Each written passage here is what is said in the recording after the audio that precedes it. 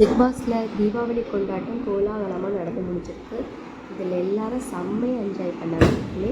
நீங்களும் என்ஜாய் பண்ணீங்களா? கமெண்ட்டில் சொல்லுங்கள். அப்புறமா விஜய் சேதுபதி அவர்கள் எல்லாருக்கும் இனிய தீபாவளி நல்வாழ்த்துக்கள் தெரிவிச்சிருக்காங்க. நானும் தெரிவிச்சிருக்கிறேன். எல்லாருக்கும் இனிய தீபாவளி நல்வாழ்த்துக்கள் மக்களே. சேஃபாக செலிப்ரேட் பண்ணுங்கள்.